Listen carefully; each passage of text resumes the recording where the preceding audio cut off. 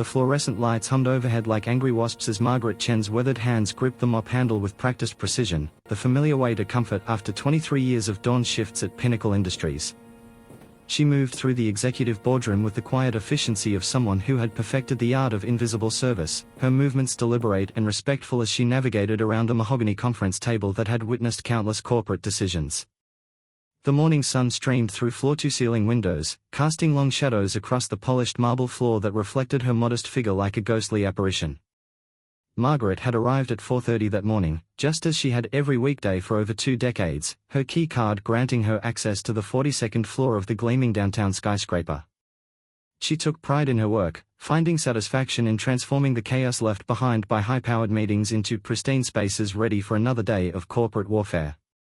Her uniform, though faded from countless washings, remained impeccably clean and pressed, a testament to her dignity despite her humble position in the company hierarchy. At 61 years old, Margaret had seen 3 different CEOs occupy the corner office, each bringing their own management style and corporate philosophy. She remembered when old Mr. Harrison had run the company with a paternal hand, actually learning the names of the custodial staff and asking about their families during his occasional late-night encounters in the hallways. His successor, Ms. Rodriguez, had been more distant but consistently respectful, nodding politely when their paths crossed. But the current CEO, James Whitmore, was an entirely different breed altogether. Whitmore had arrived 6 months ago with the fanfare typically reserved for conquering heroes, his appointment celebrated in trade publications and business journals as the salvation Pinnacle Industries desperately needed. At 42, he was young for a Fortune 500 CEO, with an MBA from Wharton and a reputation for ruthless efficiency that had earned him the nickname The Surgeon in his previous positions. His track record spoke of dramatic turnarounds achieved through aggressive cost-cutting measures and strategic restructuring, often resulting in significant layoffs but improved profit margins that delighted shareholders. From Margaret's perspective, however, Whitmore represented everything wrong with modern corporate leadership. He moved through the building like a shark through chum-filled waters, his cold eyes calculating the value of every person and process he encountered. She had witnessed him terminate long-serving employees with the same emotional detachment most people reserved for discarding broken appliances. His management philosophy seemed centered on the belief that fear was the most effective motivational tool, and he wielded it with surgical precision. The sound of expensive Italian leather shoes clicking against marble interrupted Margaret's methodical cleaning routine.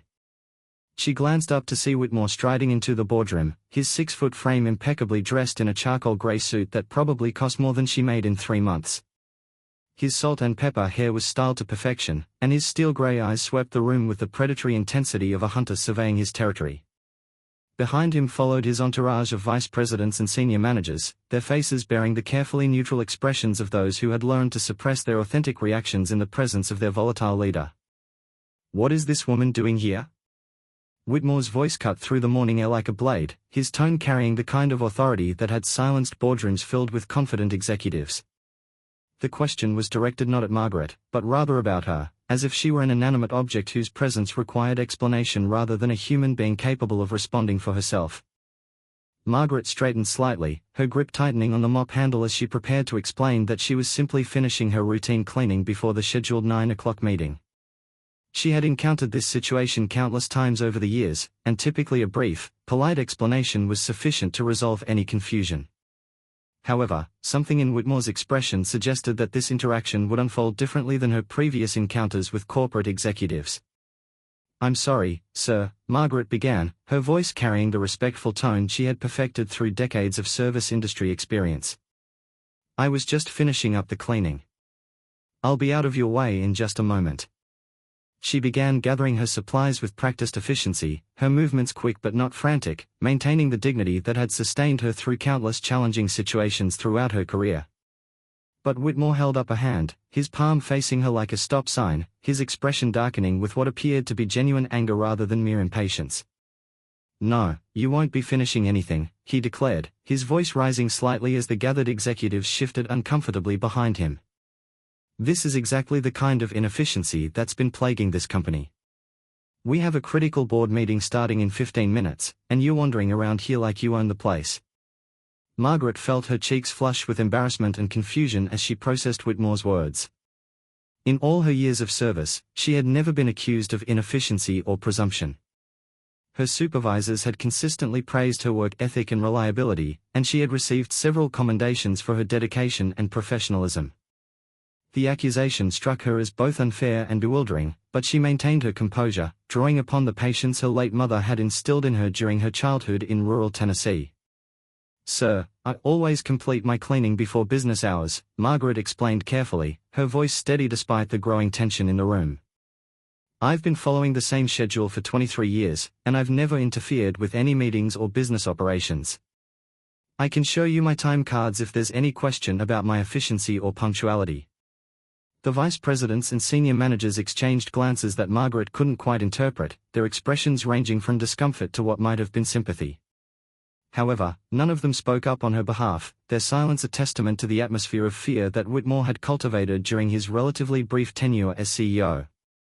Margaret had observed this dynamic developing over the past several months, watching as previously confident executives had gradually learned to suppress their opinions and instincts in favor of absolute compliance with their leaders' demands.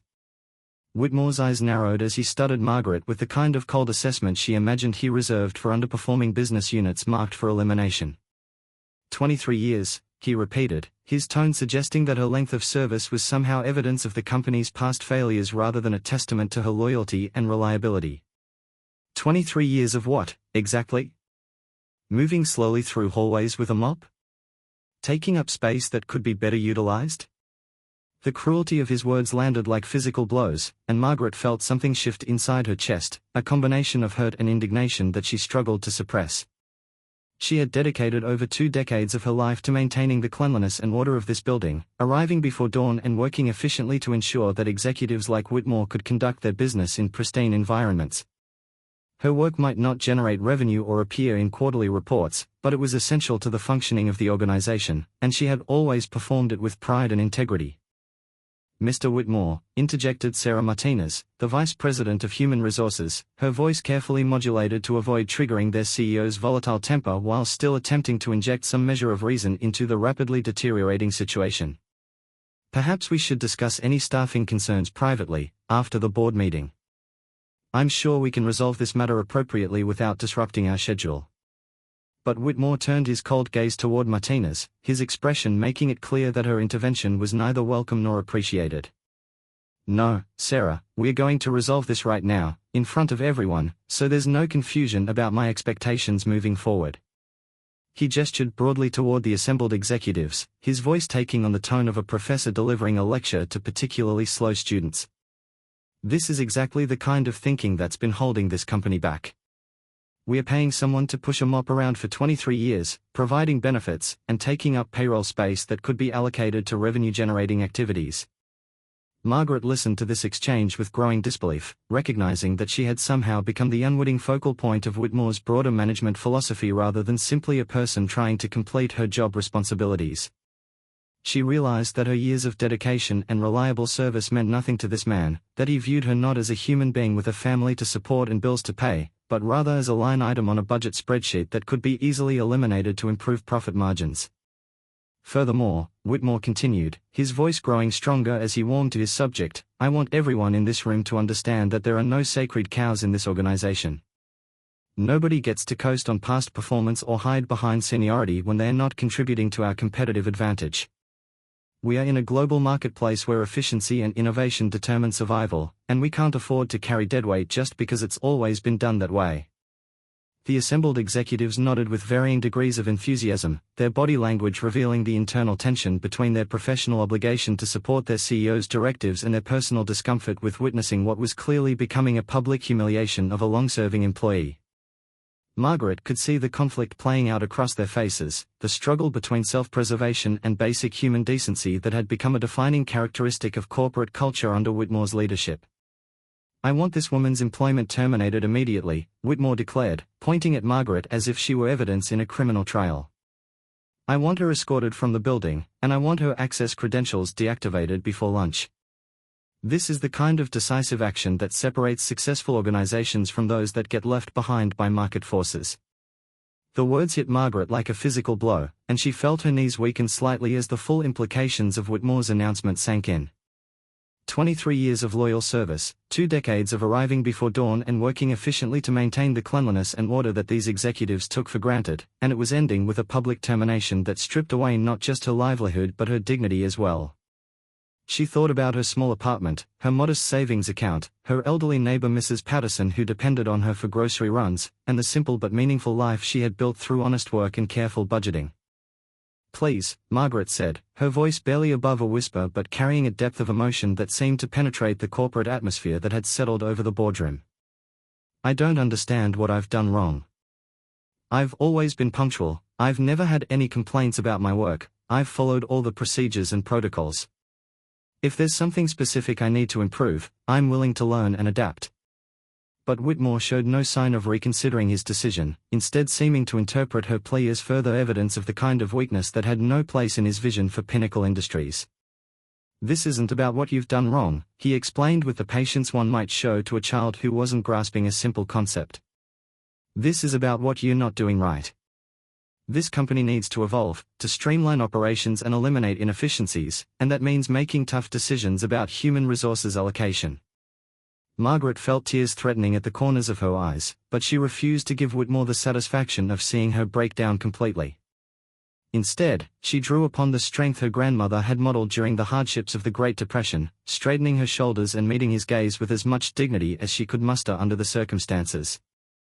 "I understand that businesses need to make changes," she said quietly, "but I hope you'll reconsider. This job means everything to me, and I believe I've earned the right to at least a fair evaluation rather than a summary dismissal." The tension in the room had become almost palpable, with several executives shifting uncomfortably as they witnessed what was clearly an unnecessary and cruel exercise in corporate power. David Chen, the chief financial officer, cleared his throat softly, perhaps preparing to speak on Margaret's behalf, but Whitmore's sharp glance in his direction effectively silenced any potential intervention before it could begin. "Security," Whitmore called out, pressing the intercom button on the conference table with theatrical precision. "Please send 2 officers to the executive boardroom immediately. We have a situation that requires immediate attention." He released the button and turned back to Margaret with an expression of cold satisfaction. "You have 5 minutes to collect any personal belongings from your workspace. After that, you'll be escorted from the building and your employment with Pinnacle Industries will be officially terminated." Margaret nodded slowly, her mind struggling to process the surreal nature of what was happening to her. She had awakened that morning with no indication that her world was about to collapse, had followed her routine of preparing coffee and toast, selecting her cleanest uniform, and arriving at work with the same sense of purpose that had sustained her for over 2 decades. Now, less than an hour later, she was being treated like a criminal who posed some kind of threat to the organization she had served faithfully through economic downturns, management changes, and corporate restructuring efforts. As she gathered her cleaning supplies with hands that trembled slightly despite her efforts to maintain composure, Margaret became aware of the whispered conversations taking place among the assembled executives. While she couldn't make out the specific words, the tone suggested that not everyone was comfortable with Whitmore's handling of the situation. However, their discomfort remained safely contained within the bounds of corporate hierarchy, their objections limited to meaningful glances and subtle head shakes rather than direct challenges to their CEO's authority. The sound of approaching footsteps announced the arrival of the requested security officers, 2 professional-looking men in dark suits who entered the boardroom with the efficient manner of individuals accustomed to handling delicate corporate situations. Margaret recognized them from her years of early morning encounters in the building's corridors, and she could see the surprise and confusion in their expressions as they processed the fact that she was apparently the situation requiring their attention. "Gentlemen," Whitmore addressed the security officers with the crisp authority of someone accustomed to having his directives followed without question, "please escort this woman to her workspace to collect her personal belongings, then see that she's removed from the building. Her employment has been terminated effective immediately, and her access credentials should be deactivated as soon as possible." The senior security officer, a man Margaret knew as Frank who had always greeted her politely during their chance encounters over the years, looked genuinely uncomfortable with his assignment. "Sir," he said carefully, "is there some kind of incident report or documentation that we should be aware of? Standard protocol for employee terminations usually involves HR processing and—" "There's no protocol that supersedes my authority as CEO," Whitmore interrupted sharply, his tone making it clear that he viewed the security officer's questions as an unwelcome challenge to his decision-making authority. This is a business decision based on operational efficiency, and I don't require additional documentation or justification. Please proceed with your instructions immediately. Frank exchanged a quick glance with his partner before nodding reluctantly and turning toward Margaret with an expression of professional courtesy that couldn't quite mask his personal discomfort with the situation. He said gently, "If you could please gather your things, we'll walk you down to your workspace." His tone conveyed the respect that Whitmore had conspicuously failed to show, and Margaret found herself grateful for this small gesture of human decency in what had become an increasingly surreal and humiliating experience. As the strange procession prepared to leave the boardroom, Margaret cast one final glance around the space she had cleaned and maintained for so many years.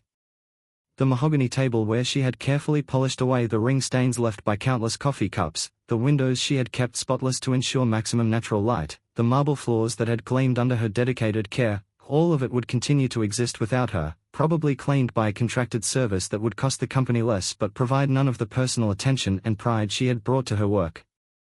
"Wait just a moment," a new voice called out from the boardroom entrance, causing everyone to turn in surprise.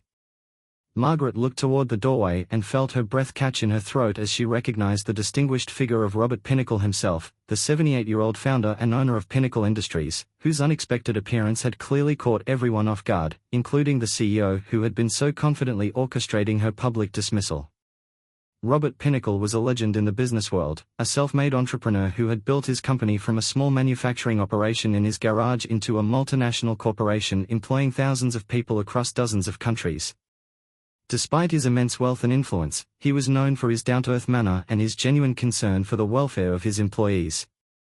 Margaret had encountered him only a few times over the years, but each interaction had left her impressed by his kindness and his ability to remember personal details about people throughout the organization. "Good morning, everyone," Mr. Pinnacle said as he entered the boardroom, his voice carrying the quiet authority that came from decades of successful leadership rather than the manufactured intensity that characterized Whitmore's management style. "I apologize for the interruption, but I was walking by and couldn't help but notice the unusual gathering." His sharp eyes, still bright despite his advanced age, took in the scene with the rapid assessment of someone accustomed to reading corporate situations quickly and accurately. Whitmore's expression shifted from confident authority to barely concealed panic as he processed the implications of his employer's unexpected appearance during what had clearly become an uncomfortable situation. "Mr. Pinnacle," he said, his voice adopting a tone of forced casualness that fooled no one in the room, "we were just handling a minor staffing matter. Nothing that requires your attention or involvement." But Robert Pinnacle's gaze had already settled on Margaret, and she could see recognition dawning in his expression as he processed her presence alongside the security officers and the assembled executives. "Margaret Chen," he said warmly, his face breaking into a genuine smile that stood in stark contrast to the cold corporate atmosphere that had dominated the room moments earlier. "How wonderful to see you. I was just thinking about you last week when I was reviewing the employee recognition reports." Margaret felt a surge of surprise and gratitude at being remembered by someone of Robert Pinnacle's stature, particularly given the humiliating circumstances of their current encounter. "Good morning, Mr. Pinnacle," she managed to say, her voice still shaky from the emotional trauma of her termination but strengthened by the unexpected kindness of his greeting. "It's always a pleasure to see you, sir." Robert Pinnacle's experienced eyes quickly took in the details of the scene before him, Margaret's cleaning supplies, the uncomfortable expressions of the executives, the presence of security officers, and the defensive posture that Whitmore had unconsciously adopted. His decades of business experience had taught him to read between the lines of corporate dynamics, and it was clear that he understood exactly what had been taking place before his arrival. "James," he said, addressing his CEO with a tone that carried unmistakable authority despite its conversational volume, "perhaps you could explain to me why one of our most valued employees appears to be in the process of being escorted from the building by security officers?" The question was posed with the deceptive mildness that experienced executives recognized as far more dangerous than obvious anger. Whitmore's face flushed slightly as he struggled to formulate a response that would justify his actions without revealing the arbitrary and cruel nature of his decision. "Mr. Pinnacle, as I mentioned, this was simply a staffing optimization decision. We're streamlining operations to improve efficiency and reduce overhead costs. I was implementing the kind of decisive leadership that you brought me in to provide." The founder's expression remained pleasant, but Margaret could see steel forming in his eyes as he processed Whitmore's explanation. "I see," he said thoughtfully. And this staffing optimization decision involved the public termination of Margaret Chen, who has served this company faithfully for over 2 decades without a single disciplinary action or performance complaint. His tone remained conversational, but there was an underlying current that made several executives take involuntary steps backward. Well, yes, but, Whitmore began, but Robert Pinnacle held up a gentle hand that somehow carried more authority than all of the CEO's dramatic gestures combined. Margaret, Robert Pinnacle said, turning away from Whitmore to address her directly, would you mind telling me exactly what transpired here this morning? I'm very interested in understanding the circumstances that led to this situation. His request was made with the courtesy of someone asking a favor rather than demanding an explanation, but Margaret could sense that her answer would have significant consequences for everyone involved. Margaret glanced nervously at Whitmore, whose expression had become increasingly desperate as he realized that his actions were being scrutinized by the one person in the company whose authority superseded his own. However, Robert Pinnacle's encouraging nod gave her the confidence to speak truthfully about her experience, and she found herself drawing upon reserves of courage she hadn't known she possessed. I was completing my routine cleaning of the boardroom this morning, just as I have every weekday for 23 years, Margaret began, her voice growing stronger as she continued. Mr. Whitmore arrived with the other executives for their meeting, and he became upset that I was still in the room. When I tried to explain that I would be finished in just a moment, he told me that I was inefficient and that my long service to the company was evidence of past management failures. Robert Pinnacle listened intently, his expression remaining neutral but his eyes growing sharper with each detail of Margaret's account. Please continue, he encouraged gently when she paused to collect herself. He said that I was deadweight and that the company couldn't afford to carry employees like me who weren't contributing to competitive advantage, Margaret continued, the words becoming easier as she saw the supportive expressions of several executives who had witnessed the entire incident. He ordered my immediate termination and called security to have me escorted from the building. He said it was an example of the kind of decisive action that separates successful organizations from those that get left behind. The silence that followed Margaret's recounting was profound, broken only by the subtle sounds of expensive suits shifting as executives processed the implications of what they had heard. Robert Pinnacle nodded slowly, his expression thoughtful as he absorbed the details of his CEO's behavior and decision-making process. I see, Robert Pinnacle said finally, his tone carrying a weight that made even Whitmore seem to shrink slightly. James, is Margaret's account accurate? Did you publicly terminate a 23-year employee without cause, without consultation with HR, and without any documented performance issues? The questions were asked with the precision of a skilled attorney, each one designed to illuminate the arbitrary and unprofessional nature of Whitmore's actions. Whitmore's face had gone pale as he realized the untenable position his impulsive decision had created. Mr. Pinnacle, you have to understand that sometimes leadership requires making tough decisions quickly, without getting bogged down in bureaucratic processes. I was trying to send a message about efficiency and accountability that would benefit the entire organization. But Robert Pinnacle's expression had hardened considerably as he processed Whitmore's attempted justification. The message you sent, James, is that this company values cruelty over competence, arbitrary power over fair treatment, and public humiliation over professional dignity. That is not the kind of message I want associated with Pinnacle Industries under any circumstances. The assembled executives watched in fascination as their seemingly omnipotent CEO was systematically dismantled by the quiet authority of the company's founder. Margaret felt a surge of vindication mixed with anxiety as she realized that she had become the focal point of what was clearly a much larger confrontation about corporate values and leadership philosophy. Margaret, Robert Pinnacle said, turning back to her with an expression of genuine warmth, I owe you a profound apology on behalf of this company. The treatment you received this morning is completely contrary to our values and entirely inconsistent with the respect that your years of dedicated service have earned. Would you be willing to give me a few minutes to address this situation properly? Margaret nodded, still somewhat stunned by the rapid transformation of her circumstances from public humiliation to unexpected vindication. Of course, Mr. Pinnacle, she replied, her voice reflecting the mixture of gratitude and bewilderment she was experiencing as events continued to unfold in ways she never could have anticipated. Robert Pinnacle turned back to address the assembled executives, his demeanor shifting into the commanding presence that had built and sustained a business empire over 5 decades. Gentlemen, ladies, I want you to understand something very clearly about the culture and values of this organization. Pinnacle Industries was built on the principle that every employee, regardless of their position or job function, deserves to be treated with dignity and respect. We succeed as a company because people like Margaret Chen take pride in their work and contribute to our collective success in ways that don't always appear on quarterly reports. He gestured toward Margaret with obvious respect, his words carrying the weight of personal conviction rather than corporate rhetoric. This woman has arrived at work before dawn every day for over 2 decades, maintaining the cleanliness and order that allows all of you to conduct your business in professional environments. She has been reliable when others called in sick, dedicated when others sought shortcuts, and professional when others might have become complacent. That kind of character and commitment is exactly what built this company, and it's exactly what will sustain it through whatever challenges we face in the future. The executives listened with rapt attention, several of them nodding as they absorbed the founder's perspective on the value of long-term employee loyalty and dedication. Margaret felt tears of gratitude welling in her eyes as she heard her contributions to the organization described with the respect and recognition she had never expected to receive. Furthermore, Robert Pinnacle continued, his voice taking on the harder edge that had intimidated competitors and inspired employees throughout his distinguished career, the idea that we would publicly humiliate any employee, much less one with Margaret's exemplary record, represents a fundamental misunderstanding of what leadership means in this organization. True leadership involves building people up, recognizing their contributions, and creating environments where everyone can perform at their highest level. What I witnessed here today was not leadership, it was bullying, plain and simple.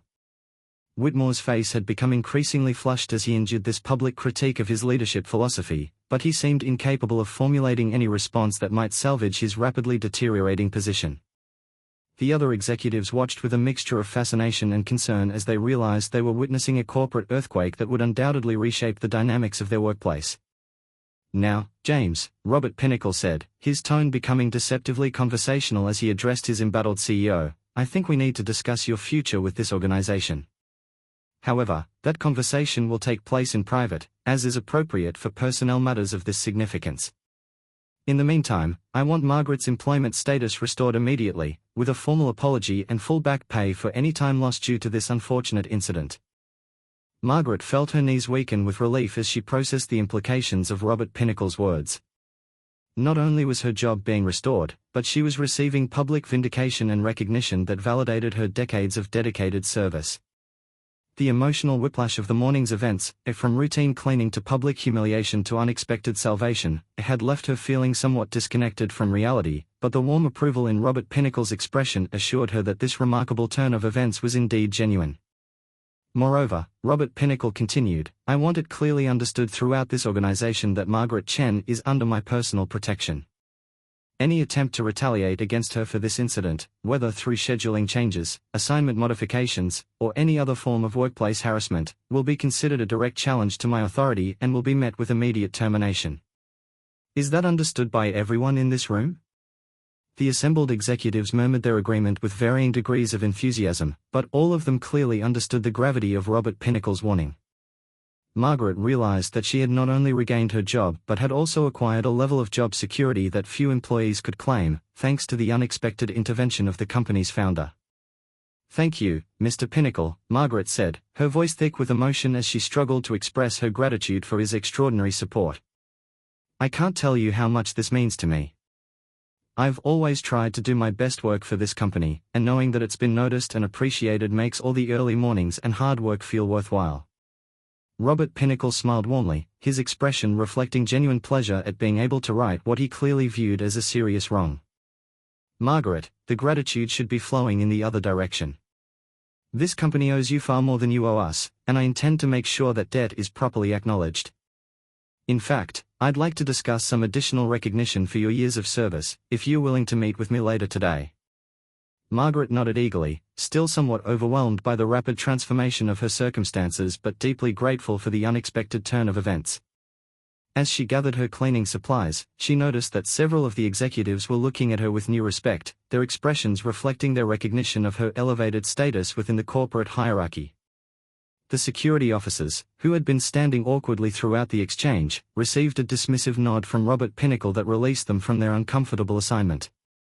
Frank, the senior officer, approached Margaret with an expression of relief and offered to help carry her supplies back to her workspace, a gesture that reflected the dramatically changed dynamics of the situation. As the group began to disperse, Robert Pinnacle placed a gentle hand on Margaret's shoulder, his touch conveying both support and recognition of her dignity as an individual rather than merely an employee.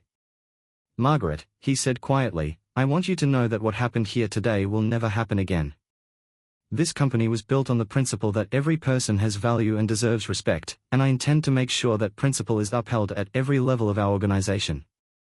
Margaret felt a profound sense of validation as she processed Robert Pinnacle's words, recognizing that her ordeal had resulted not only in personal vindication but also in a reaffirmation of corporate values that transcended immediate profit considerations. Her decades of quiet dedication had been publicly recognized and rewarded in ways she never could have imagined when she began her shift that morning. As she walked toward the boardroom exit, Margaret paused to look back at the space where she had experienced both humiliation and triumph within the span of a single hour.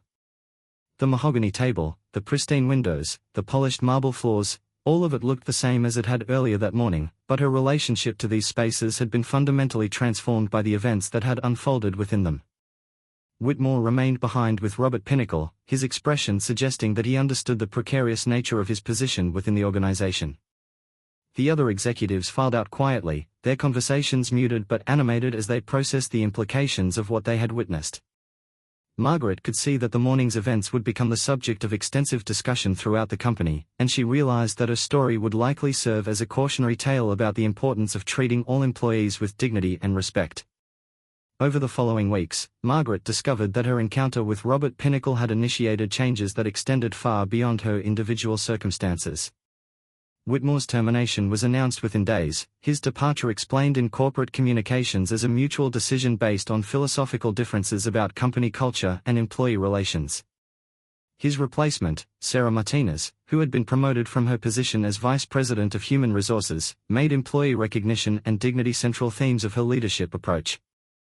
Margaret also learned that Robert Pinnacle had been conducting what he called culture assessment visits throughout the company, appearing unexpectedly in various departments to observe management interactions and employee treatment. Her case had apparently catalyzed broader concerns about the direction the company was taking under Whitmore's leadership, and her vindication had become symbolic of a larger recommitment to the values that had originally built Pinnacle Industries into a respected organization. The additional recognition that Robert Pinnacle had mentioned took the form of a 25-year service award ceremony, even though Margaret had only completed 23 years with the company. "We are counting the extra recognition for exceptional dedication," he explained with a smile when he presented her with a crystal award and a substantial bonus that represented more money than she had ever possessed at one time in her life. More importantly, Margaret discovered that her story had resonated throughout the organization, inspiring other employees to take pride in their contributions regardless of their position in the corporate hierarchy. She began receiving notes and visits from colleagues she had barely known, all of them expressing appreciation for her dignity under pressure and gratitude for the cultural changes her experience had prompted. The new CEO, Sarah Martinez, instituted regular employee recognition programs that celebrated contributions from every level of the organization, from executives to custodial staff.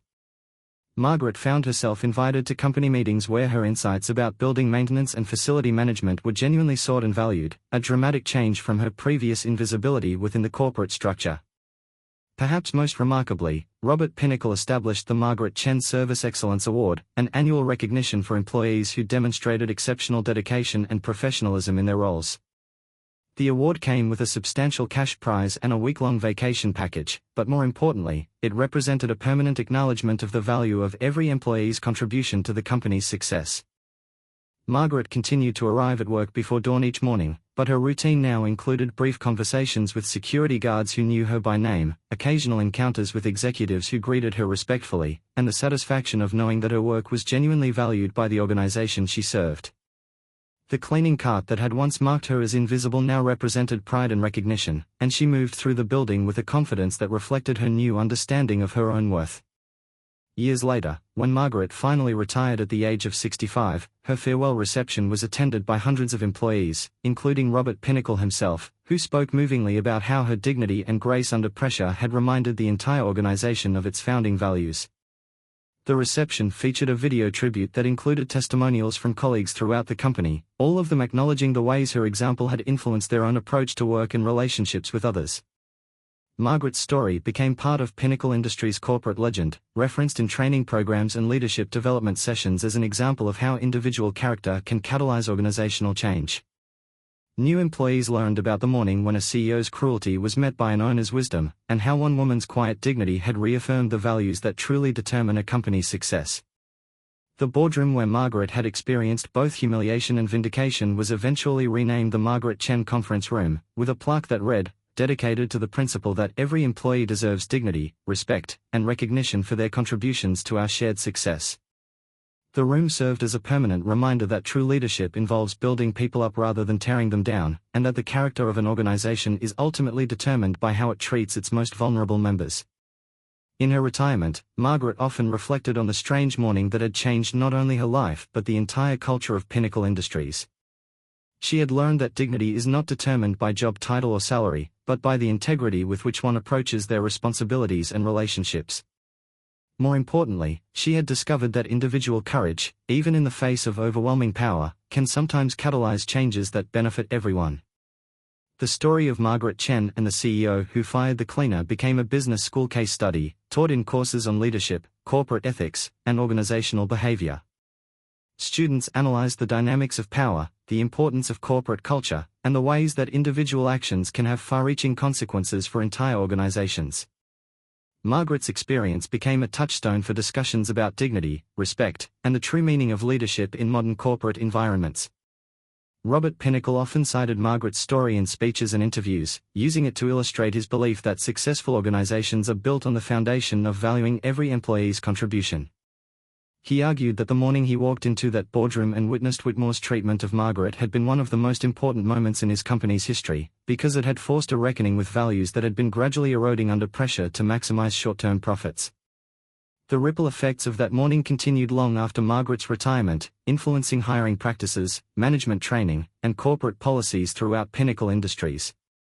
The company became known not only for its business success but also for its commitment to employee dignity and recognition, attracting talented individuals who wanted to work for an organization that aligned with their personal values. Margaret's legacy extended beyond corporate boardrooms and business schools, inspiring individuals in all walks of life to recognize the inherent worth and dignity of every person they encountered.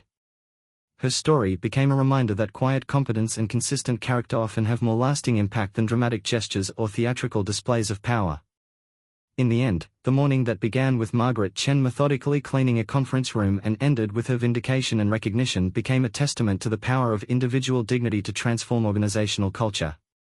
Her story proved that sometimes the most important business decisions are not about profit margins or market share, but about the fundamental values that determine what kind of organization people want to build and sustain together.